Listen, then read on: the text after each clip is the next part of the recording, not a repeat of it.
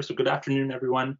Welcome to a special NAADSN Ideas Series, NATO at 75, a month-long virtual series exploring Canada's role and involvement in the North Atlantic Treaty Organization in the lead up to its 75th birthday on April 4th. My name is Nick Lesby, the NAADSN Administrator and an incoming PhD student in Canadian Studies at Trent University. The North American and Arctic Defense and Security Network is a Minds collaborative network which addresses three core policy challenges: defense in the Arctic, securing North America and enhancing continental defense, and climate change and the environment. NAADSN engages key academic experts and stakeholders across Canada, North America, and the circumpolar Arctic to produce timely research and advice to the defense team and to foster the next generation of scholars and practitioners. Today is the second of 4 panels, this week exploring the alliance of the past. Our discussion will be moderated by NAADSN Research Fellow Joanne Archibald, a PhD candidate in the Department of History at Queen's University. Joanne completed her BA at Queen's in 2014 and MSc at the London School of Economics in 2015, and her PhD research focuses on the growth of the Canadian military in the early Cold War, the development of the continental defense relationship with the United States, and Prime Minister Louis St. Laurent. So Joanne, I'll turn the floor over to you. Thank you for moderating today. Thanks, Nick, and thank you for the introduction. So to start, I will introduce each of our 3 panelists, and then I will give them 10 to 15 minutes to speak. With the remaining time, there will be a Q&A session, so please do think of questions for the end and save them until the end. You can either feel free to unmute yourself and ask the question directly, or if you'd prefer, you can put it in a chat or send it to me in chat and I can read it out for you. We do have a hard stop at 1 p.m., so we'll finish no later than 12:59. And with that, all of my housekeeping out of the way, I will introduce our panelists. So first, we have Dr. John Malloy, who completed his MA at the LSE and his PhD at the University of Oxford. From 2003 to 14, he served as an MPP for Kitchener Centre, holding multiple cabinet portfolios. And prior to provincial politics, he worked on Parliament Hill as a political advisor to a number of senior cabinet ministers and spent 5 years on the senior staff of former Prime Minister Jean Chrétien. Currently at Martin Luther University College, he focuses on the intersection between politics and religion. He's particularly interested in the field of public ethics, the choices we make for the common good, and particularly interested in how people of faith as elected officials, advocates, and voters approach the complicated world of politics. Second, we have Dr. Stéphane Roussel, who completed his PhD at the Université de Montréal and is currently a professor of political science at École nationale d'administration publique.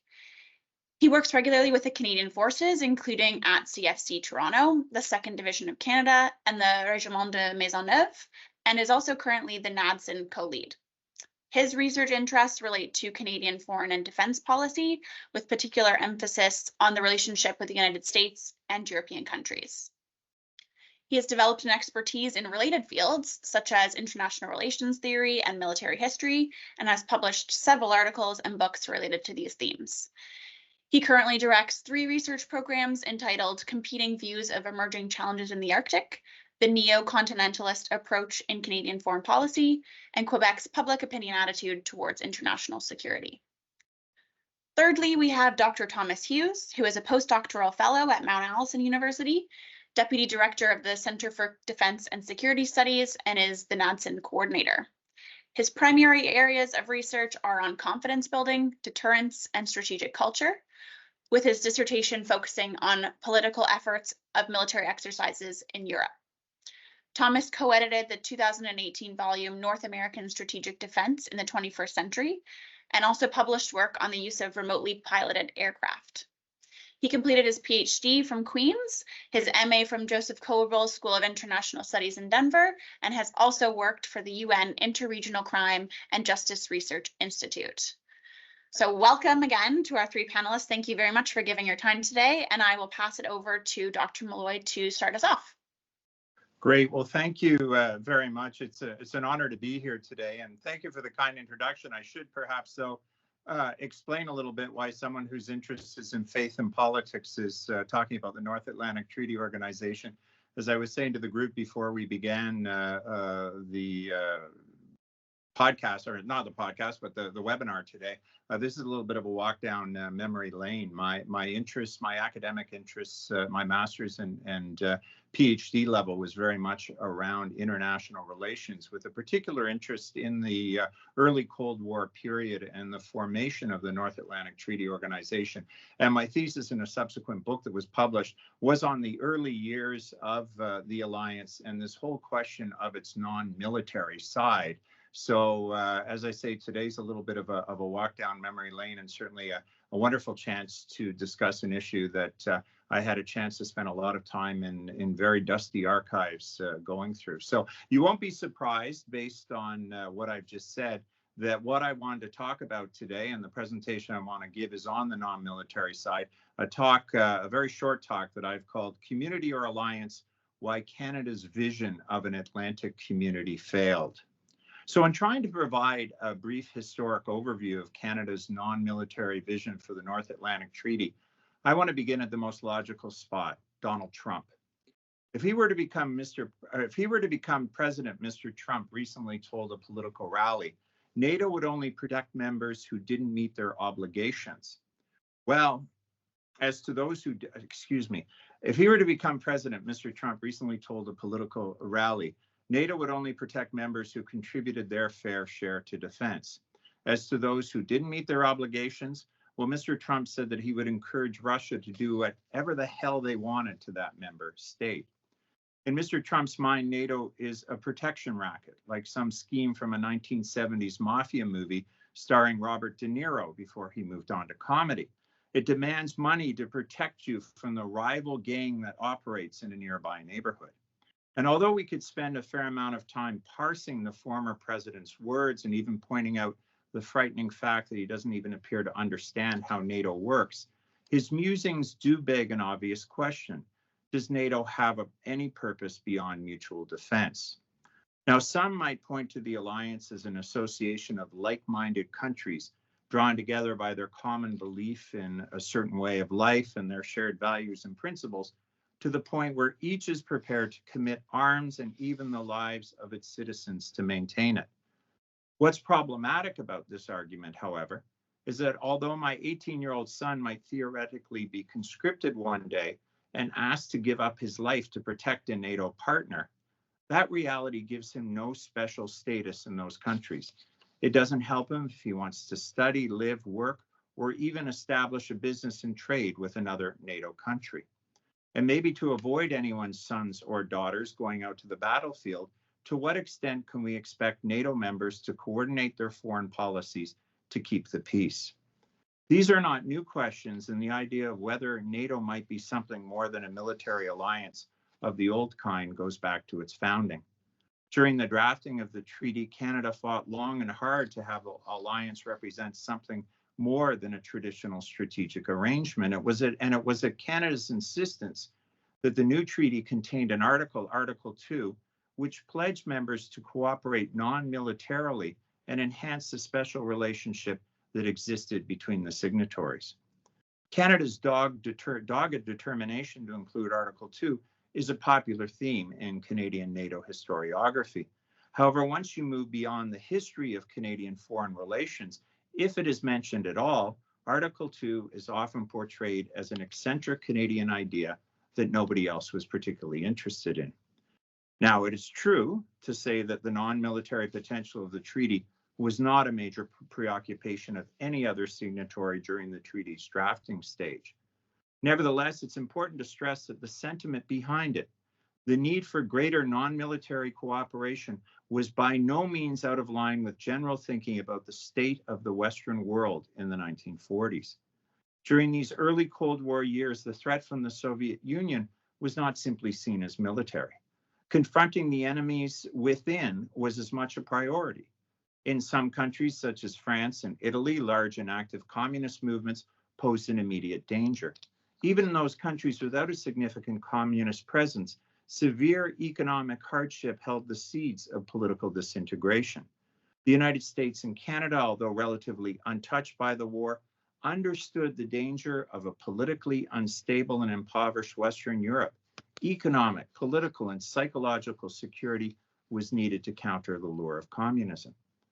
So what happened? Why didn't the alliance become the foundation for a North Atlantic community of nations that would serve as a powerful counter-attraction to communism?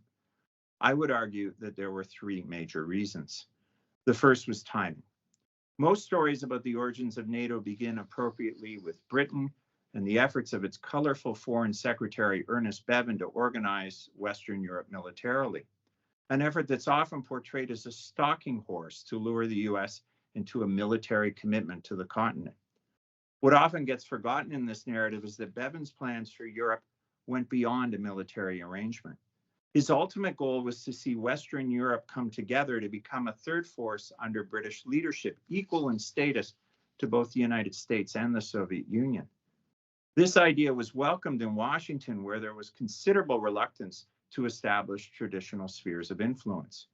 To many US decision makers, European unity under the leadership of their British allies was the key to creating stability in the face of the Cold War threat. With such a consensus between the UK and the US over the future of the West, Canada's Atlantic vision was never going to take hold during the drafting of the treaty. The UK initially tried to block the idea of the treaty encouraging non-military cooperation, only backing down when it realized that there was a need for such a provision to keep Canada on side in its belief that the article that ultimately emerged had very little meaning. The irony of this situation, of course, is that the UK's vision for a united Europe under its leadership quickly waned. By the fall of 1949, the UK was starting to distance itself from the idea of European unity and saw its future as Atlantic in nature. Suddenly, Article 2 seemed to have a certain appeal to the British. Up to that point, European economic cooperation had been tied to Marshall Aid. Now, with Marshall Aid scheduled to end in 1952, many in the UK government asked why NATO couldn't become the forum that facilitated Atlantic economic cooperation as well as defense. Now, this idea from the UK went nowhere. It was blocked by Western European countries that were interested in closer integration, something that was strongly supported by the United States. But what's most interesting about this episode, however, is that even though Canada was Article 2's greatest cheerleader, it was left to languish on the sidelines and was given next to no consideration in the UK strategizing. This leads to the second reason that I believe Article 2, or the non-military side of NATO, failed. Beyond bad timing, there was also the imprecise nature of the meaning of Article 2. As mentioned, many NATO signatories initially saw the article as merely symbolic. And although Canada was extremely serious in its advocacy, when you delve deeply into internal Canadian discussions leading up to the treaty's signing and beyond, there was no consensus about how it could be operationalized. Pearson may have spoken publicly about the new treaty producing, and I quote, a North Atlantic democratic union that will be above and beyond our sovereign states. However, privately, nobody in Ottawa seemed to have a plan on how this would happen. Pearson himself recognized the imprecise nature of his proposal, but said that it could best be understood by someone, again quoting, reared in the British constitutional tradition. By this, he presumably meant informal arrangements that would change over time based on circumstances rather than firm rules. Now, such a vague vision didn't give official Ottawa much to work with, and although Pearson pushed his bureaucrats for concrete ideas, this lack of precision made the development of Article 2 susceptible to bureaucratic naysaying. Which leads us to the third reason that I believe it failed. In the late 40s and 50s, there was no shortage of other organizations and arrangements trying to deal with greater non-military cooperation between Western countries that had much clearer mandates. Cooperation through NATO would involve duplicating these efforts. Such a situation made it easy to shoot down ideas calling for the non-military development of the alliance. Why reinvent the wheel? Why interfere with other efforts? These were the questions being asked internally within many NATO governments, including, ironically, the Canadian one. In fact, as Canadian officials began to develop plans for the creation of an organization to support the newly signed treaty, their best advice on Article 2 was that Canada should stall for time. The simple fact was that to develop an Atlantic community through NATO would have involved other arrangements being pushed aside and superseded. And that was not going to happen when there was no consensus about the meaning of Article 2 and a clear blueprint for the formation of an Atlantic community. None of this meant that non-military cooperation disappeared from the NATO agenda. During its early years, there were 2 high-profile committees that examined the matter, with Pearson playing a prominent role in each. Much of the emphasis switched from economic cooperation to consultation on foreign policy matters. And here, anyone familiar with the history of international relations in the last 75 years will know that progress has been very uneven. So is the Atlantic idea dead? Although I always like to joke that in terms of my research, my thoughts on that topic end in the late 1950s, it is an intriguing question in the present context. For Canada, would closer ties to the UK and Europe help balance relations with an unstable United States? For Britain and Europe, is an Atlantic community a way to deal with post-Brexit realities? And how many of our problems as a Western alliance are currently internal? Would closer non-military ties between NATO members strengthen our economies? Think of the concept of friendshoring, or even help stabilize democratic political systems that seem under attack from within. There was nothing preordained about the way the West developed in the face of the post-World War II Soviet threat. Canada put forward an exciting vision that in some ways made more sense than what emerged. And the question of the nature of the North Atlantic Treaty Organization is as relevant today as it was 75 years ago. Thank you. Thank you, Dr. Malloy. That was a really fascinating conversation, and I have many questions, but I will save them till the end. I will pass the mic over to Stefan, who will continue. Thank you. Merci beaucoup, and thanks for the network for inviting me this afternoon to speak about. As John, it's an old interest for me. Actually, it's quite interesting when thinking about this because John and I were working at the same moment on the North Atlantic community back in the late 90s.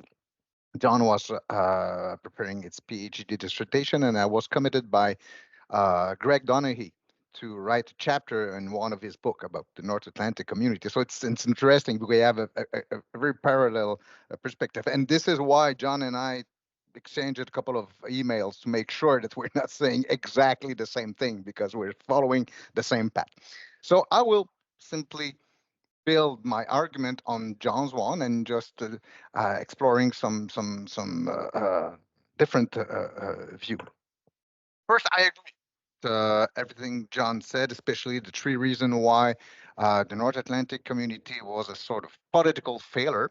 And especially I agree with the idea, the second reason, which is that the imprecise nature of the meaning of Article 2 and the North Atlantic community. The only footnote that I would like to add maybe is that among those Canadians who were involved in the negotiation, one of them, which is actually is my favorite characters in the history of Canadian foreign policy because he's a very special character, which is Scott Reid. Reid was the Undersecretary of State, and he was working closely with Pearson, and he was staying in Ottawa while Hume Rong was negotiating in Washington. And he had a lot of debate between Rong and Reid about the nature of the alliance. But Reid is probably the one who had the clearest idea of what the North Atlantic community should look like. And when I say the clearest, even for him, it wasn't so clear. But the fact that Reid wrote a couple of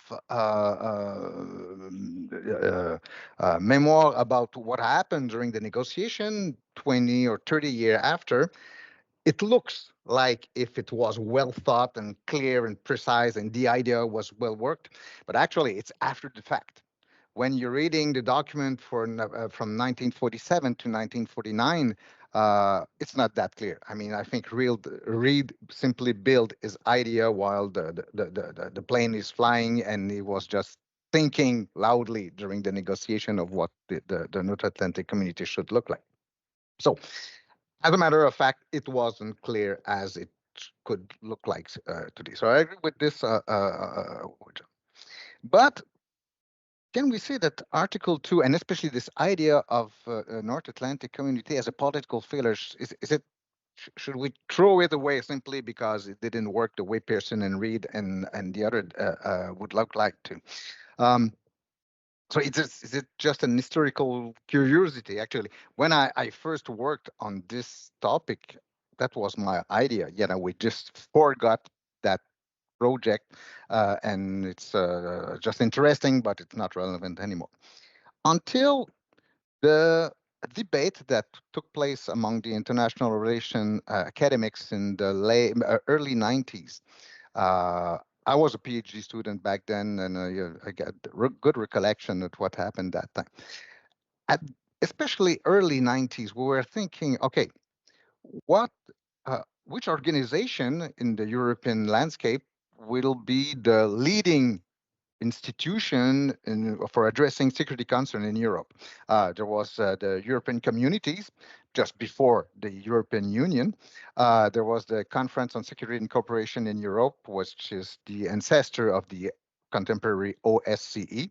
Even the United Nations could be, the leading institution, but very few people were betting on NATO as being the central institution to deal with European security concern. Why? Because back then, the dominant idea or dominant views of academics regarding alliance like NATO was that simply when the threat that prompted the creation of that alliance vanished, well, the alliance itself will vanish too. There's no reason, there's no more raison d'être for this institution to stay there. But mid 90s, late 90s, well, we had to conclude that NATO, especially after the war in Bosnia, was the central institution to deal with the European security concern, and it will remain for a future, for the foreseeable future. Why? And for an academic perspective, not necessarily from a practical political perspective, but from an academic perspective, that was a really interesting puzzle. Why an alliance like NATO could endure the disappearance of the Warsaw Pact and the Soviet Union. And one of the answers was provided by the constructivist researcher. We're saying, I'm thinking here of Thomas Risse-Kappen, who was one of the leading figure in that movement. And Risse-Kappen and his colleagues were saying, okay, look, we thought that the fundamental cement of any alliance is the existence of a threat. And as soon as the threat disappeared, the alliance is bounded to disappear too. But the real glue, the glue that holding the member of an alliance together, according to Risse-Kappen and the other, was the community of political, economic, and social values that really holding these liberal democracies together. There's something different in an alliance uniting the liberal democracies that makes it different from the other. So basically, it's the commitment that we can find in Reed and Pearson papers, because at that time it was explicit in their mind that we need to table on these common values to create a stronger alliance and make it more united than any other.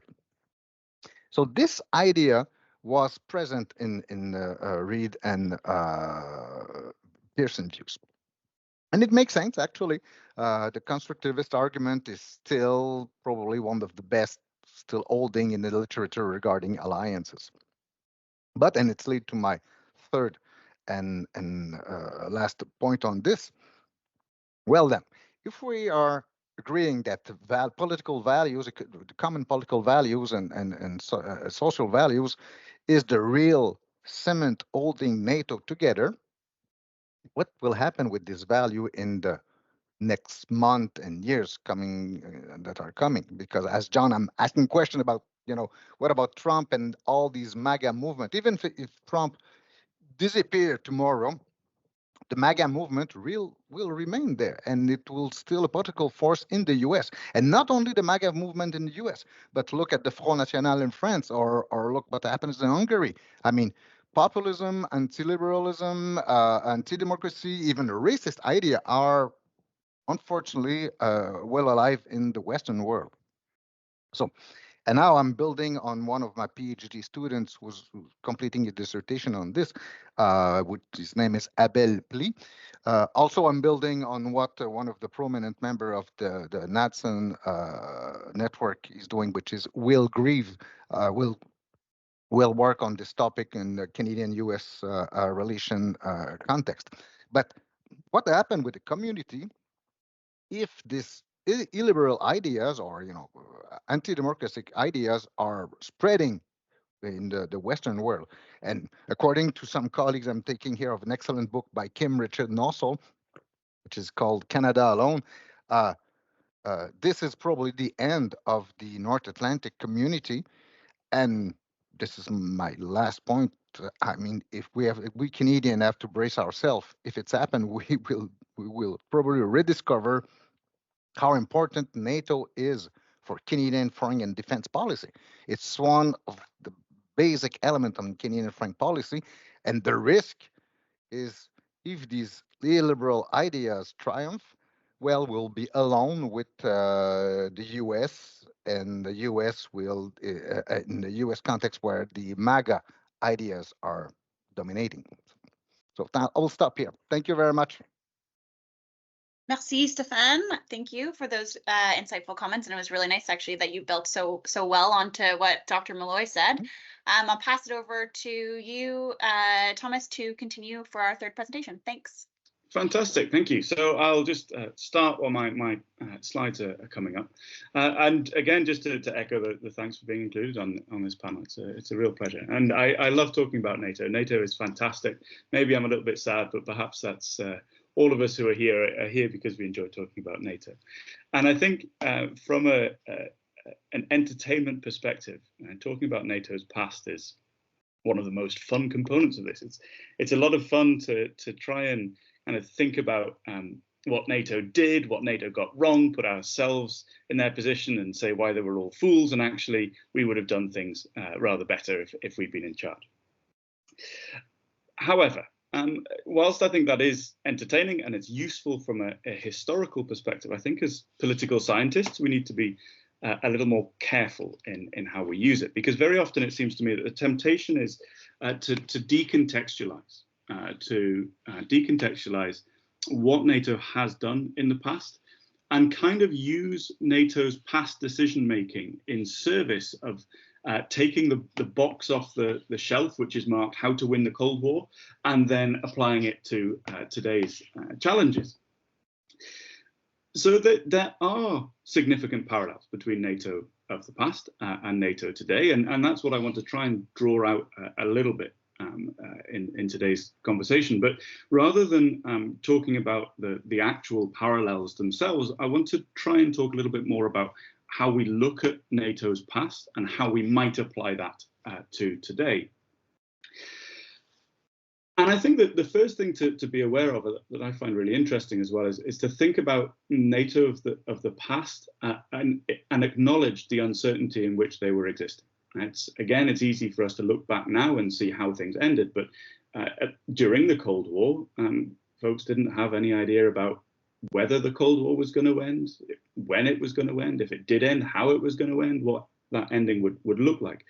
And the reality, again, of us today is that we're living in a similar period of uncertainty. Everyone lives in uncertainty. We can't absolutely navigate the future, but I think we're in a position where that uncertainty is deeply significant today. So that past existence of uncertainty, I think, is a really useful parallel in some ways to today.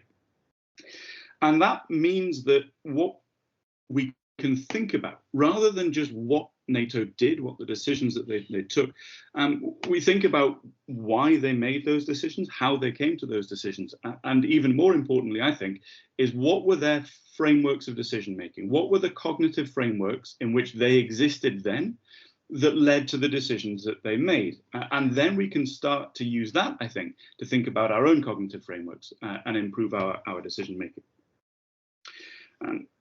And I think that I just want to give three examples of this. Our discussion prior to the presentations was around NATO's archives, and these are my three favorite things that I found in the archive. So I'm going to spoil most of it, but I want to share them with you because I love them, and I do think that they tell us something about NATO today, or help us think about NATO today. The first was a statement that was made from the NATO Studies in Environmental Warfare, Meteorological Requirements for Future Military Operations. So I found this piece when I was looking to see if NATO were deliberately doing training in different meteorological conditions. And this really confused me. I didn't know what they were talking about for a while. So, and the statement is, research is difficult due to the problem of how methods of weather modification will have progressed in the decade 1980 to 1990. And eventually I realized this was essentially them trying to work out how they could make it rain on the Soviets, how they could spoil the Soviet picnic on that sunny August afternoon by seeding a cloud over the top of them. Or more seriously, as we've seen in Ukraine, and for those of you who know the military history in pretty much every conflict in the past, changing the weather can be hugely important.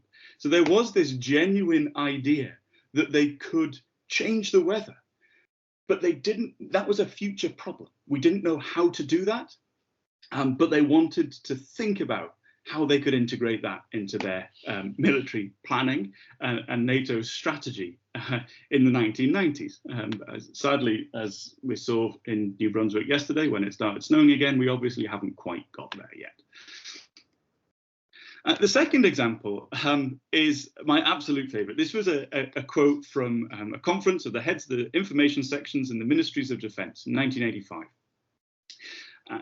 And they were talking here about how to promote NATO, how to make sure that NATO was thought of positively within their own countries. Now, the particular suggestion of reaching the young through their most favorite medium, rock video, were received as an innovative idea. Doubt was raised as to whether a popular rock concert group would be willing to identify with NATO. And again, I think this is really sad. I love the thought of Mick Jagger gyrating on stage, talking about the possibility of Soviet hordes streaming across NATO's borders. And again, it seems ridiculous. I'll come on to what they were actually talking about slightly later. But I love this quote idea. Again, they're trying to think outside the box here in the 1980s. They're trying to deal with that uncertainty by doing things differently. And actually, when you think about this, I mean, it seems a little bit crazy. I mean, sure, we can all have ideas that are different, but this one seems, rock video. How is that actually going to work? Again, I'll be a little bit nicer to them in a few moments. And the third one was a classic. I mean, this was just remarkable to me. This was a quote from a North Atlantic Military Committee, a meeting in 1980. It might be instructive to initiate a study which would assess NATO exercises as perceived through Soviet eyes. I mean, no, obviously it would be a good idea. You've been running these things for 30 years. And they've been causing potential problems for 30 years. You've been concerned about Soviet exercises for 30 years. Did you not think at any point during those 30 years that they might have a different idea about your exercises as you did? And again, it seems insane that it took so long for them to start that study. They did it, it's great, but it's that length of time which I think is significant here. So, keeping those slightly silly examples in mind to slightly silly in some ways, but I think, again, like I say, I think they are useful. Because the first piece was around the weather modification piece, I think is actually about how we understand and leverage technology that's on the horizon that doesn't actually exist yet.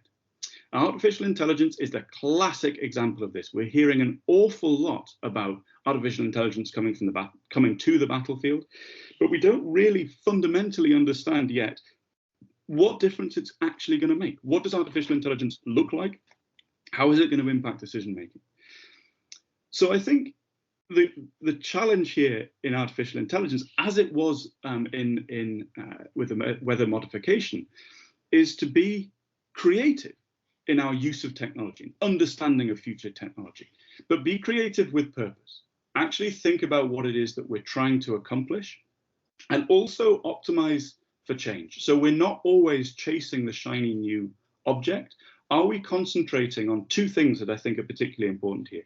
The first is how do we use the technology to do the thing that we want it to do in the future? But even more importantly, how do we address the seam between the two? Because we can't just jump from one technology to a new technology. We actually need to transition. We need to concentrate on today as well, and also on that transition.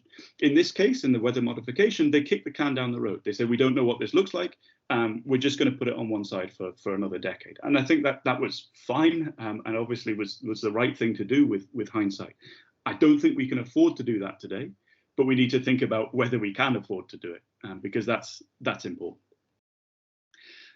The second piece about the rock video, I have been harsh. Their later discussion in the next year, they had a really interesting conversation about why they didn't go down this route that was very nuanced and very good.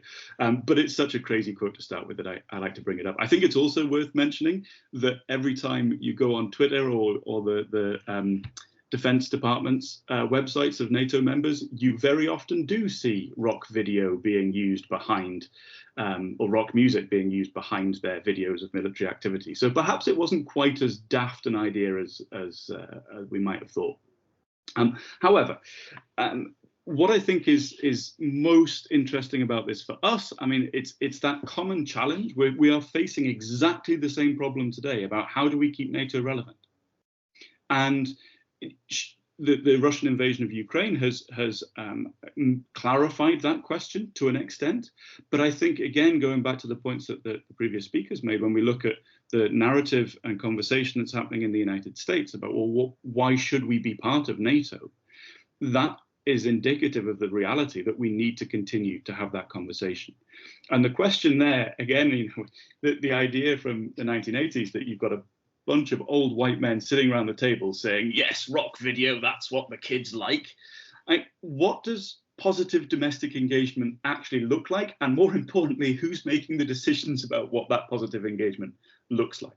So how, again, to think back to the way in which they were discussing that sort of engagement in the 1980s, are we actually continually updating and reinventing that conversation rather than simply trying to do the same sort of things that we have done in the past? And thirdly, I mean, the simple answer to that question, that point about Soviet signals that we're sending to the Soviets. And like I said, the simple response to this, the simple takeaway is, are we paying attention to the signals that we're sending? Are we trying to interpret the signals that others are sending? And the answer to that is yes. We're putting a lot of effort into that. There's so much cool work that's being done by stratcoms within NATO. That's, yeah, absolute definite A for effort on this, for sure. But I think more importantly, we need to try and work out what are the decisions that we're making today that in 40 years' time, some irritating little know-it-all researcher is going to say, hang on, why didn't you think of that earlier? Because there's absolutely going to be those points. And that means that we need to think about our blind spots. And that's where I think it's really useful to go to NATO, past NATO, is to look at what NATO's blind spots were in the 90s, in the 80s, the 70s, 60s, and before. And why did those blind spots exist? And once we've identified why those blind spots exist, we bring that to today to try and identify where our blind spots are today. Because we have them, we just don't always know where they are. So to kind of wrap that up, again, I think it's absolutely fair, reasonable to say that the best way to understand, predict and access NATO's future and present is to look at the past. We can't get away from that. I don't like this idea that NATO of the past was something completely different and therefore we shouldn't think about it. We absolutely should, whilst acknowledging that it's not that absolute perfect analogy. So what I would say from a political science perspective, the value that we can bring as political science is not just to look at what was done, but how and why the decisions were made. What were the inputs to that decision-making process? And again, it's that classic addressing uncertainty point. Do we look what further information would have been helpful, just adding extra information, but also what were those cognitive frameworks that influenced the interpretation and would have hindered that additional data dump from actually producing optimal results or better results. And it's at that point that the outcomes that NATO accomplished in the past become politically relevant today. So I think it forces us to think, by looking at NATO of the past, it really forces us to think a little bit more creatively and try and understand, like I say, what are our blind spots today and what's the process that we can go through to identify them to help the decision making in the future. So with that, I shall stop and happy to continue the conversation and questions. Perfect. Thank you very much. That was also very interesting. 3 different and distinct presentations, but all very, very fascinating. I will open the floor to questions. I think Nick will allow everyone to have the ability to unmute and speak. So if you do have a question, please feel free to go for that. And maybe just to get the ball rolling, because I always know that it's tricky to be the first one to ask a question. I can start. And I'll ask you, Thomas, because we were just sort of talking about this. Personally, I love the 80s rock band idea. I feel like they should get gold stars for creating the influencer template before it even happened on Instagram. And I actually don't think that that's not the worst idea in terms of creating positive engagement, because as you said, you know, there's definitely a lack of that engagement now. And how do we as researchers, as scholars, engage the Canadian public in NATO, and sort of these outside of the box ideas are important. Do you think, in terms of the blind spots, because you mentioned those, that the state of the CAF, the Canadian military, is impacting how people see NATO and see how our military can in fact contribute to NATO? That's a really interesting question. So to spoil the story a little bit, because I think it's helpful answering that question. One of the key reasons they didn't go with the rock video was that their concern was that if they had rock musicians, their approach to promoting NATO would be about peace. That's how that they would use those musicians to do it. And they said, actually, that's not the message which is going to resonate with youth.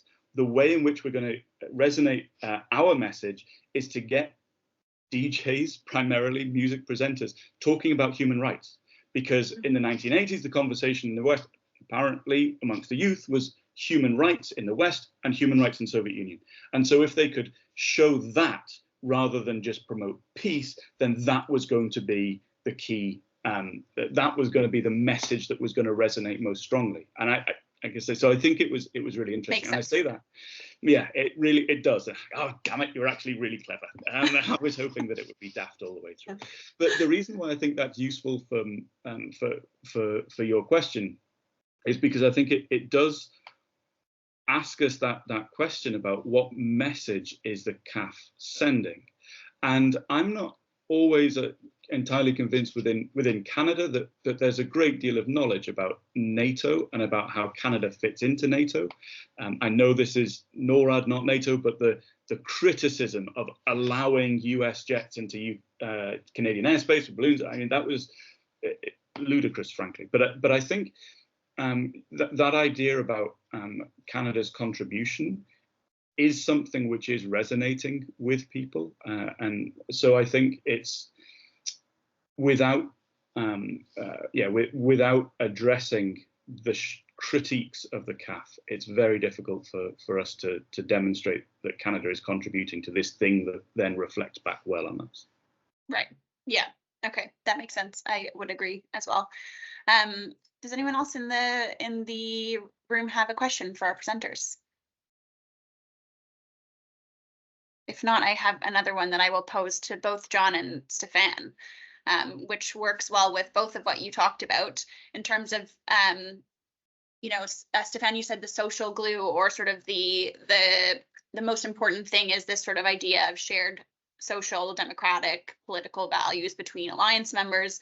And John, off the top, you said, what does someone with studying religion or public ethics have to do with NATO? And I actually, in some of my research, have found some interesting stuff on Louis Saint-Laurent, who I study, and Pearson, who are both quite religious individuals. And a lot of their comments are colored with the idea of the Christian West against the atheist, communist East. And so do you think that, obviously religion plays perhaps less of a role in society today than it did in the 50s. Does that have a change in terms of how these social norms or around religion are perceived? I mean, we can't really say, or NATO can't exactly use or lean on a religious background now, I would think, but what do you think about that? John, do you want to go Stefan. first? Yep. Quite interesting comments, because my natural reaction when I'm looking at the whole documents where mentioning the Christian values and these common values among the Western societies, my first reaction is just brush it away, because for me it means simply it's another another words to say, the Western values, the sort of what we have in common. But religion by itself, it was not, for me at least, an important element. But now that I'm looking back on this, and I'm still working on the documents back from the 40s and the 50s, it's probably it had a stronger role than I thought first. It's not only an identity point de repère. It's more than this. Especially working on the creation of NATO and how the Canadian public opinion was looking at it in Quebec. Back then, it was a deeply religious society, and Louis Saint Laurent used that to sail NATO to Quebecers, and that's why there was so few opposition in Quebec, because if Quebecers were viewing, or French Canadian, I should say, French Canadian were viewing NATO as, okay, something to defend the religion. Well, it's worth to be back. And actually, this is going to be the reaction when the Korean War started, because it was, again, the communists, these atheist people who were trying to destroy our own religion. So yes, I agree with you. It's probably more important than I thought before. Sure. I mean, I'll jump in. Actually, I'll pick up exactly where Stefan left off and talk about the CCF, which was, of course, a religious. I mean, it's always ironic that the forerunner of the New Democratic Party, which is distanced itself in many ways from religion, was in fact the CCF. Its leadership was very much part of a religious tradition in Canada, and one of the reasons why Canada was very interested in Article 2, Saint Laurent and Pearson, was obviously the French Canadian aspect that was mentioned, but also to try to minimize the opposition from the CCF by calling it just a war pact, by talking about its peaceful nature and how it could be peaceful. So I find your question very fascinating, because I've always joked that understanding the Cold War has helped me study religion, but this is the first time someone's asked me if religion's helped me look at the Cold War. But I mean, the idea of Western values, the idea of these common values, I think in the 1950s, they were very much tied to religion. You could talk about, I'm not defending this, but I think you could call Canada a Christian nation. People called it that. People held that value, and I think it was a way of joining people together.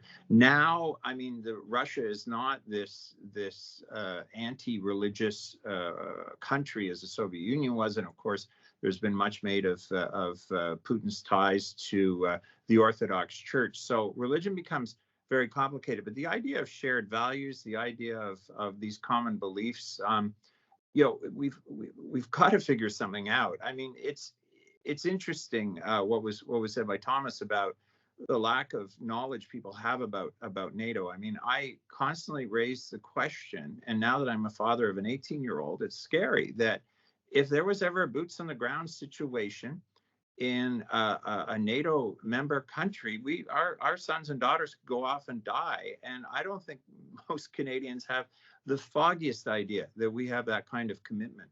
An attack upon one is an attack upon them all. And there was that period of time when people didn't think about hot wars, but that's behind us. And I think that why would we do that is a huge existential question. And it's got to come down to values. It's got to come down to democratic principles. But as they're kind of being eroded away, I mean, this is a real problem within NATO. So I think, you know, some of what you're saying about these common values, which in the late 40s and early 50s might have been tied a bit more to religion. I think they can manifest themselves in different ways, but not that dissimilar. Right.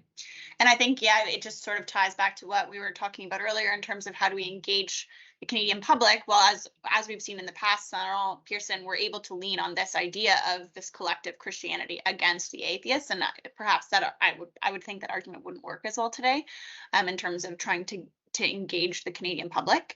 We have a question in the chat, which is reflecting on Sweden and Finland's recent membership.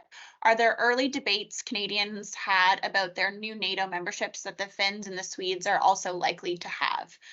Realizing, of course, that this is a different era. So I think what the question is about is are there the sort of like similar confusions around when other people have come into the alliance, other states have come into the alliance, and how to assimilate them? Actually, if I may, because I've found some of the answers recently, actually. In 1948, Canadians were really, really open to the idea of inviting Scandinavian states to join, including Finland. But Finns very quickly send a signal that, you know, it's forbidden for them to do this because, you know, the situation of with the USSR, and actually neutrality was the only way. Sweden were invited, but again, they're saying we want to stay neutral rather. But Norway's was really important because in spring 1948 there was a kind of spy scare in Norway's, and the risk that the Soviet tried to make a coup or something like this in Norway was really present in Pearson, Reed, and all the negotiators in Washington in March 1948. So, and also interesting to think that Canada was opposed to some potential invitation to Italy and to Greece, because these countries were Mediterranean rather than Atlantic, and Canadian wanted to keep it really North Atlantic one. And also to the Portuguese, because Portugal back then was still a dictatorship, you know, authoritarian states. So they were closed the door. They were really open to Scandinavian. They were really happy to have the Icelandic and the Norwegian on board, but they probably wish to have more, including the Finns and the Swedes. Thanks, Andrea, for the question.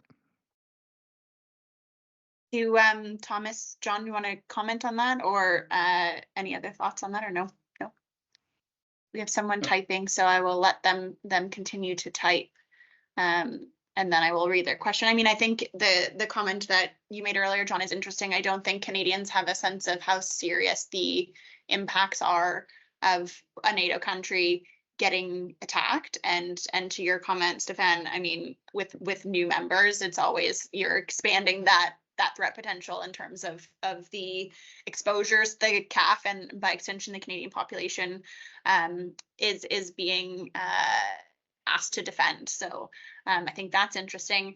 In terms of the unsteady American giant, or is it the elephant that Pierre Trudeau calls it, what happens with Trump going forward in terms of would he actually action those threats? I don't know what you think about that in terms of would Canada not have US protection if Trump became president again and we're not spending our 2% or our NATO on our NATO expenditures?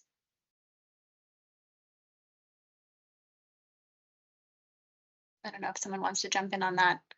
There's the other question that just came into the chat is about the reverse of what we were talking about in terms of the Christian West defending the atheist communist East. Is it possible that the reverse is the case with the Russian claims of the West trying to destroy Russian culture? Interesting comment.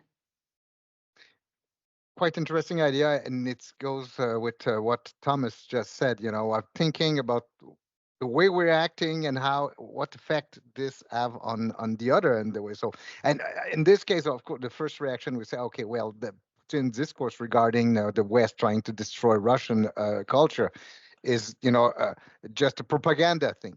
But just thinking about what Thomas said, we have to think a little bit more about what we're doing and how it is perceived by the other side. So instead of saying, okay, so just Putin's propaganda, I think, okay, it's a good occasion to think about ourselves and the way we're acting. So. Yeah, just to come in there, one of I think I'm getting a little bit more cynical than I was, in the sense that I don't think there's any action that we can take that cannot be twisted in some way, that there's a chink. And I used to believe, I say used to, even just a couple of years ago, that actually we could do things in a way that Russia could not be concerned about, and that any complaint would just be seen as ridiculous. I don't think that's the case anymore. But it's still about closing as many loopholes as we possibly can, and also clarifying the message so that we get a clear signal in return, so that we actually understand genuinely what it is that they're concerned about in that case. And so in here, about the idea about the reverse, the Russian claim to the West trying to destroy Russian culture, the question that we need to get to is, there are two. One, is this a rhetorical ruse, or is this a real consideration for Russia? Because if it's whichever one it is, we need to prepare most for it. But I think we also need to prepare for that to be the reality. We need to respond to that claim. And I think that goes back to your question about Trump as well. We don't know whether he would actually follow through on these things. Absolutely no idea. But if we don't assume that he will, we could be in for a very, very rude surprise. Yeah. And so I think we just have to, at some level, we have to take these signals at face value, not look for layers underneath, and address the signal. And then we can start to unpack the things that re-emerge, which I think for the question, which is a really interesting question, is what I would suggest. No, very well said. John, I'll give you the last word, and then we've got to wrap up. Yeah, I mean, I think it's an excellent question, and I agree with Thomas. Regarding Vladimir Putin's presidency, I mean, he's played the religious card. He's built ties with the Orthodox Church. I think it's a very real portrayal that's happening over there, and I'm just echoing what Thomas said. I think we take it seriously, and we don't look at it through our eyes. We look at it through the eyes of the people of Russia. I mean, I was perhaps as shocked as, I don't know, shocked. I watched with whatever great interest the other night to see that huge rally for the annexation of the Crimea, and thousands of people, young people cheering Putin. I mean, there is a control, and there's a story over there that we have to be aware of, and that we certainly can't dismiss. So, I as I say, I'm just echoing. I'm just agreeing 100% with Thomas. Perfect. Thank you very much. Thank you to everyone. I'm going to pass it back over to Nick to wrap us up and to give us the last few notes. Well, great. Thanks, Joanne, for your moderation. Thanks, Dr. Malloy. I know you have to run right away here. Dr. Roussel, Dr. Hughes. Great conversation, a little bit of a different lens today, but still some really relevant considerations. Our panel next week is the Alliance of the Present. Please join us next Wednesday, March 27th, 12 p.m. Eastern. Sign-ups available on the NAADS website. Hope to see you there. Thanks again, everyone, and have a great day. Take care.